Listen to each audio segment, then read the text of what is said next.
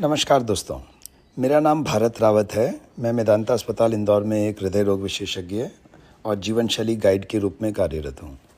पिछले वर्ष हमारी एक पुस्तक छपी, उसका नाम है दिल से दिल तक। इसमें 52 दिल से संबंधित मरीज़ों की कहानियाँ हैं और इस बात का जिक्र है कि उन मरीज़ों के इलाज के दौरान मैंने जीवन के कौन से पाठ सीखे।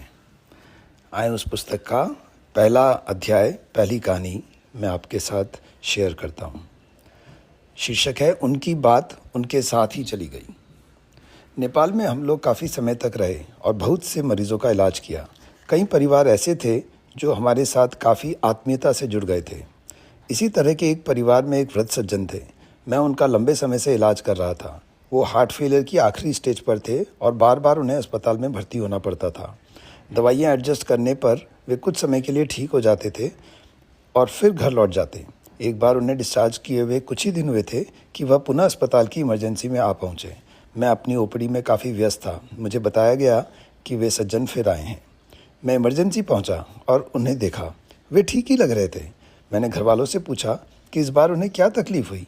उनके बेटे ने कहा कि सर, आप तो जानते ही हैं, जब भी उनको लगता है कि उनको कुछ ठीक नहीं लग रहा है तो वो बस आपसे मिलना चाहते हैं। मैंने पेशेंट से बात की, बताइए आप कैसे हैं, आपका बीपी और पल्स तो सब ठीक है, सब कुछ अच्छा प्रतीत होता है, तो आज आप क्यों आए हैं। उन्होंने कहा, डॉक्टर साहब, कल रात को मैंने अपने सपने में देखा। मैंने उन्हें रोक कर कहा, सपने की बात छोड़िए, आप तो यह बताइए कि अभी आप कैसे हैं। इस पर उन्होंने कहा, अभी तो मैं ठीक हूँ, बस वो सपना। मैंने फिर उनकी बात काटी, भाई साहब, सपने की बात छोड़िए, चलिए आपको ऑब्जर्वेशन में रख लेते, देखते हैं कि क्या कुछ समस्या है भी। उन्होंने मौन स्वीकृति दे दी। ऐसा मैंने समझ लिया, जो भी कहता था वो मेरी बात मान जाते थे। मैंने उन्हें आईसीयू में एडमिट कर लिया और घर वालों को कहा कि एक दिन देख लेते हैं कि क्या कोई समस्या है भी। यह कहकर मैं अपनी ओपीडी में चला गया। अभी 2-3 ही घंटे हुए होंगे कि आईसीयू से मेरे पास एक फ़ोन आया। सिस्टर ने कहा, सर, आपका एक पेशेंट कोलैप्स हो गए। मैं दौड़ कर ऊपर गया। मैं सोच रहा था कि कौन सा पेशेंट कोलैप्स हुआ होगा। देखा तो ये वही पेशेंट थे जिन्हें कि कार्डियक अरेस्ट हो चुका था। उनका कार्डियक मसाज चल रहा था। जूनियर डॉक्टर्स, नर्सें सब दौड़ कर इलेक्ट्रिक शॉक वगैरह दे रहे थे। हमने करीब 1-1.5 घंटे तक प्रयास किया लेकिन उन्हें नहीं बचा पाए। हमें बड़ा अफसोस हुआ कि काफ़ी देर तक इस उलझन में भी रहा कि क्या हुआ होगा। बहरहाल उनके घर वालों को मैंने सब बताया। वे समझ गए और किसी भी प्रकार का वाद विवाद नहीं हुआ। उन दिनों नेपाल में मेरा और मेरे श्रीमती का यह नियम था कि जिन मरीजों को हमारे अस्पताल में देहांत हो जाता था, कुछ ही दिनों बाद हम उनके घर जाकर व्यक्तिगत रूप से अपनी संवेदनाएं व्यक्त करते और थोड़ी देर बैठ कर आते।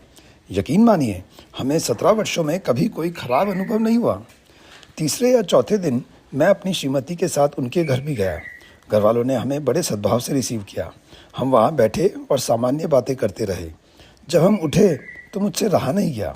मैंने उनके बेटे को बुलाकर कहा कि अच्छा, एक बात बताओ, पिताजी उस दिन जो एक सपने की बात कर रहे थे वो क्या था। उनकी पत्नी, बेटा और बहू सभी वहीं थे और मेरी तरफ देख रहे थे। उनकी पत्नी ने कहा, डॉक्टर साहब, कहाँ बताया उन्होंने अपना सपना। वे कह रहे थे कि मैं अपनी बात अपने डॉक्टर को ही बताना चाहता हूँ, सिर्फ उन्हें ही बताऊँगा अपना सपना। हम तो खुद ही आपसे पूछने वाले थे कि क्या बताया उन्होंने, वह किस बात से परेशान थे, सपने में क्या देखा था उन्होंने। मैं स्तब्ध रह गया। मुझे बेहद अफसोस हुआ। मैं उन्हें कैसे बताता कि मैंने भी उनकी बात नहीं सुनी थी। मैं इतना व्यस्त था कि मुझे लगा कि यह ज़रूरी नहीं है कि मैं उनके सपने की बात की जानकारी लूं। वे 2-3 बार बोलना भी चाह रहे थे लेकिन मैंने उन्हें ऐसा करने नहीं दिया। इस बात का अफसोस दोस्तों मुझे अब तक है। उनके सपने की बात सुनने से उनकी जान भले ही नहीं बचती, लेकिन उनको यह संतोष जरूर रहता कि उन्होंने अपने मन की बात किसी और को बताई। उनके घर वालों को भी मैं बता पाता कि उनके मन में क्या था। मुझे हमेशा इस बात का अफसोस रहेगा कि मृत्यु से पहले मैंने उनको 2 मिनट का अतिरिक्त समय नहीं दिया। मुझे लगता है कि हम सब डॉक्टर्स को अपना इलाज वैज्ञानिक रूप से तो करना ही है, किंतु मरीज की भावनात्मक चीज़ों का भी हमें पूरा ध्यान रखना चाहिए। जीवन के इस पाठ को मैं कभी नहीं भूल सकूँगा।